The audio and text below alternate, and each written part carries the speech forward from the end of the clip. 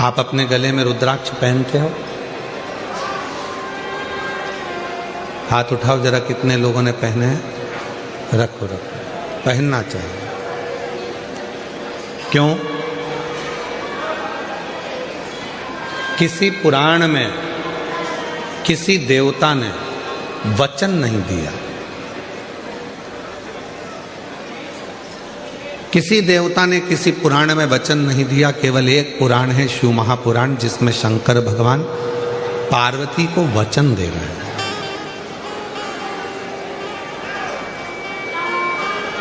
शिव पार्वती को वचन दे रहे हैं, भगवान शंकर पार्वती जी को वचन दे रहे हैं। केवल एक पुराण है और वो है शिव महापुराण, जिसमें भगवान शंकर पार्वती को वचन दे रहे हैं कि पार्वती, ये मेरे प्रेम का अश्रु है रुद्राक्ष। तूने जब मेरे नेत्रों का स्पर्श किया और उन नेत्रों का स्पर्श करने से जो बिंदु पृथ्वी पर गिरा, उसके गिरने से ये रुद्राक्ष का पौधा उत्पन्न हुआ।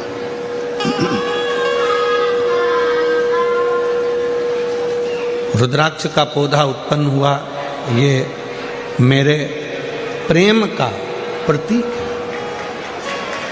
और दुनिया के लोग, अगर कोई संसार का मनुष्य मुझे ढूंढना चाहता है तो पार्वती, ये रुद्राक्ष मेरा खुद का एक स्वरूप है। जिसके पास रुद्राक्ष होता है, शिव पुराण में शंकर जी पार्वती को वचन देते हैं, उसके साथ मैं हमेशा हर पल, हर घड़ी, हर क्षण रहूं।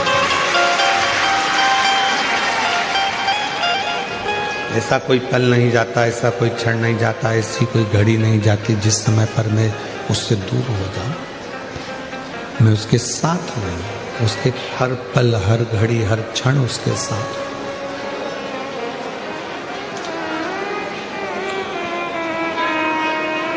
एक क्षण भी मैं उसका खाली नहीं जाने देता, हर क्षण में उसके साथ में। इसलिए शिव महापुराण की कथा कहती है कि अपने गले में रुद्राक्ष का होना बहुत जरूरी है।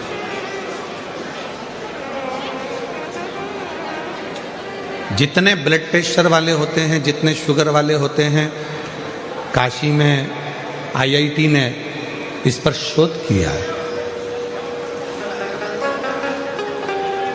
छोटू भाई, रुद्राक्ष पर IIT शोध करी है। बड़े बड़े साइंटिस्ट इस पर शोध करे कि रुद्राक्ष के फल में, रुद्राक्ष में एक ऊर्जा, एक तत्व अलग से होता है, जो तन पर आने के बाद हमारे ब्लड प्रेशर को और हमारी शुगर का लेवल बराबर कर देता है।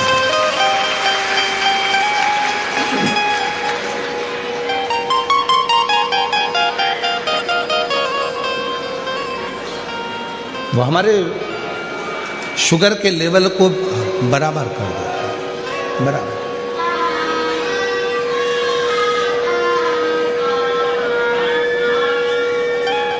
वो साधारण नहीं है। जैसे बेलपत्र का वृक्ष साधारण नहीं होता, दुनिया में कोई वृक्ष ऐसा नहीं है जिसका फल सूखने के बाद वापिस हरा भरा हो जाए।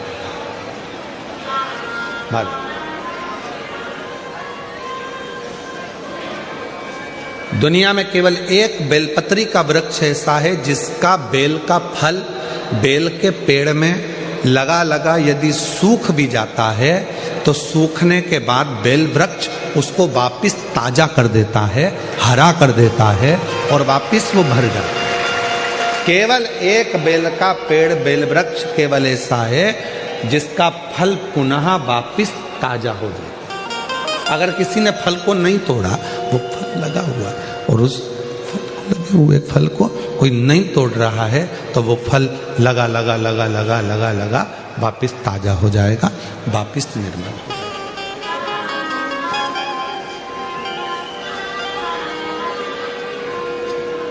रुद्राक्ष के 4 स्वरूप हैं।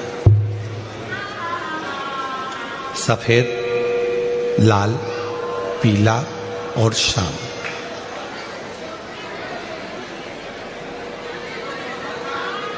एक सफेद रुद्राक्ष भी होता है, एक लाल रुद्राक्ष भी होता है, एक पीला रुद्राक्ष भी होता है, एक सफेद रुद्राक्ष भी होता है।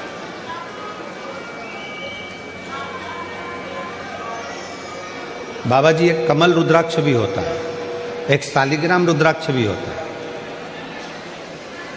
वो शालिग्राम की आकृति का होता है। एक कमल रुद्राक्ष होता है, वो कमल की तरह खिला होता है, उसके अंदर भी रुद्राक्ष होता है और पत्तियां उसकी निकली होती है बाबा जी।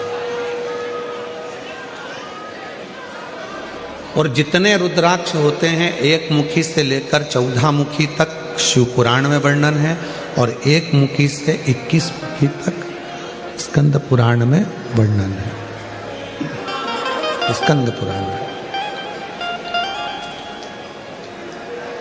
सारे रुद्राक्षों में, मान लो एक मुखी रुद्राक्ष आपको मिल गया, बाबा की कृपा है। अगर असली मिल गया तो ये शिव कृपा है, शंकर की करुणा, शिव की दया।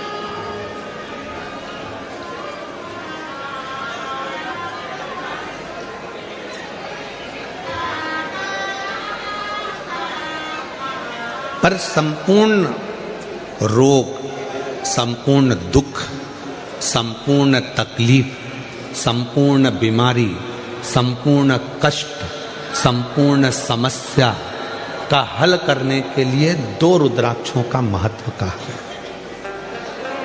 बहुत सालों के बाद ये बात निकली है व्यासपीठ से।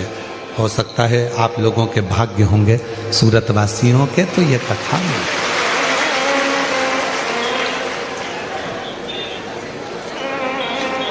2 रुद्राक्ष ऐसे होते हैं जो संपूर्ण बीमारी के लिए, रोग के लिए, तकलीफ के लिए, कष्ट के लिए, दुख के लिए निवारण का कार्य करता है। वो है पहले नंबर पर 5 मुखी रुद्राक्ष। क्यों? शिव पंचानंद है।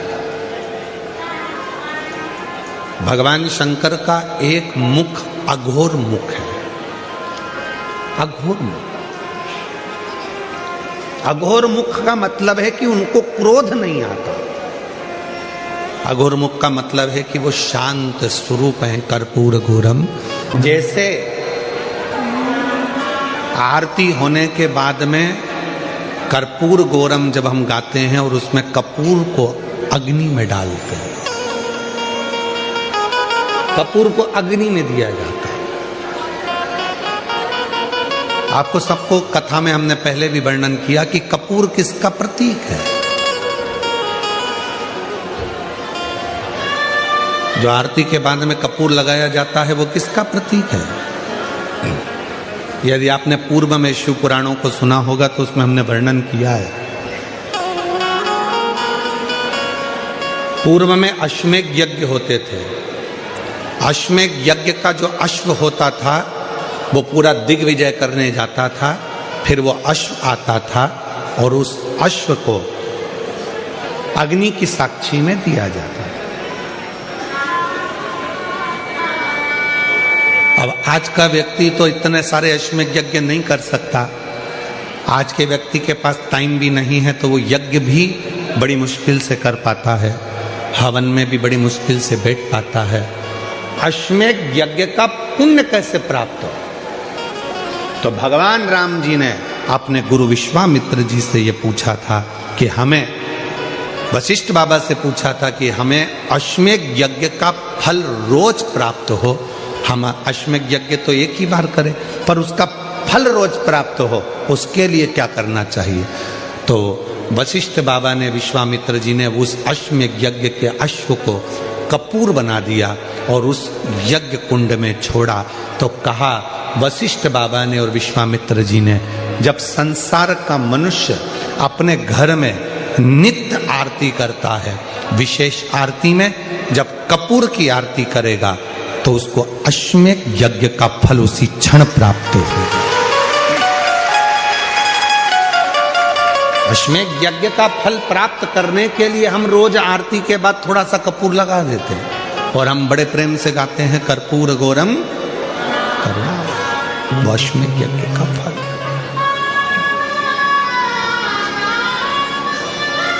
हमारे सनातन धर्म में जितनी भी चीजें होती हैं कोई साधारण नहीं है हमारा।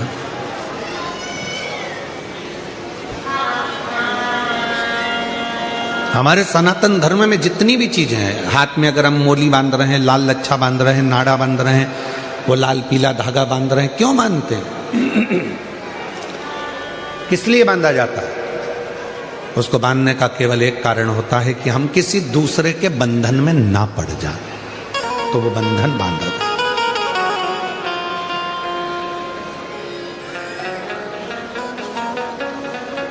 हमारे सनातन धर्म में माताएं तिलक लगाती हैं, बिंदी लगाती हैं, मांग भरती हैं।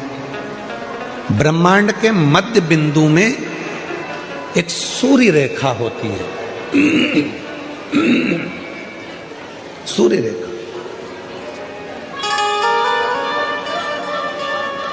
सूर्य का रंग होता है लाल और सूर्य का रंग लाल होता है। सिंदूर, मांग में भरने वाला कुंकू लाल होता है, लाल कलर होता है। जब माताएं अपने मांग में सिंदूर भरती हैं, लाल रंग का कुंकू या सिंदूर मांग में भरती हैं, तो उनकी सूर्य रेखा प्रबल हो जाती है। और यदि कोई माता पढ़ी लिखी भी नहीं होती है, कुछ भी ना पढ़ी लिखी है, तो भी अपने बच्चे को पढ़ाने की सामर्थ्यता उसमें तुरंत प्रकट हो जाती है। वो पढ़ा। छोटू भाई, पहले के समय में माताएं इतनी पढ़ी नहीं होती थी। जो बुजुर्ग माताएं हैं वो इतनी पढ़ी नहीं होती, पर अपने बच्चे को वो ज्ञान पूरा देती। अपने बच्चे को विद्वत्ता पूरी देते थे, विद्वत्ता ज्ञान पूरा देते।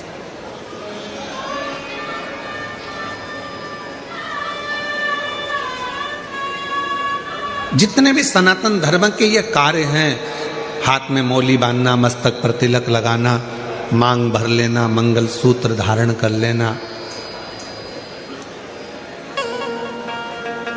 शादी के समय पर मंगल सूत्र गले में पहनाया जाता है। क्यों पहनाते हैं मंगल सूत्र? क्योंकि उस मंगल सूत्र में कुछ दाने काले होते हैं, कुछ दाने पीले होते हैं। कुछ दाने सोने के होते हैं पीले कलर के, कुछ काले कलर के होते हैं, और बीच में एक छोटा सा पेंडिल हो जाता है मंगल सूत्र।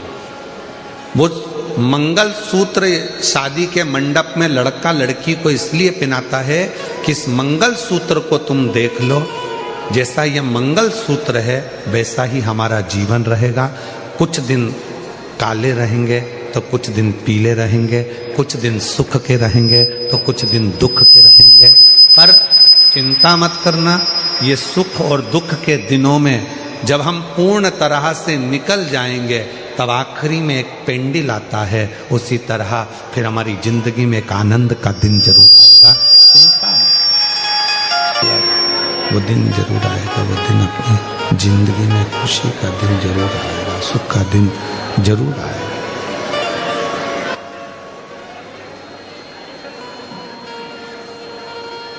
मंगलसूत्र हमें प्रेरणा दे रहा है। सुख और दुख आएंगे, जिंदगी है। कभी भी याद रखना, कोई महाराज तुमको मिल जाए और कह दे कि मैं तुम्हारी जिंदगी में दुख नहीं आने दूंगा, समझ लेना पक्का बेवकूफ बना रहा। तुमसे पैसे कमाना होंगे इसलिए वो कह रहा है कि तुम्हारी जिंदगी में दुख नहीं आने दो। भगवान राम जी की जिंदगी में दुख आया, इतने बड़े बड़े गुरुजी उनके थे। भगवान कृष्ण की जिंदगी में दुख आया, इतने बड़े बड़े गुरुजी उनकी जिंदगी में थे। माँ जानकी के पिताजी के यहाँ इतने बड़े बड़े गुरुजी थे, तो भी माँ जानकी की जिंदगी में दुख आया। तो कोई तुमसे कह दे कि मैं तुम्हारे जीवन में कभी तुम्हें दुख नहीं आने दूंगा, मैं तुम्हें ऐसी विद्या बता दूंगा कि तुम्हें तकलीफ नहीं आएगी, या मैं तुम्हारे को कहीं से गड़ा हुआ धन निकाल कर दे दूंगा, या मैं तुम्हारे लिए कोई ऐसा जादू फादू कर दूंगा, कहने में मत आना। आजकल बेवकूफ बनाने वाले बहुत घूम रहे हैं। इनके कहने में मत। अपना दुख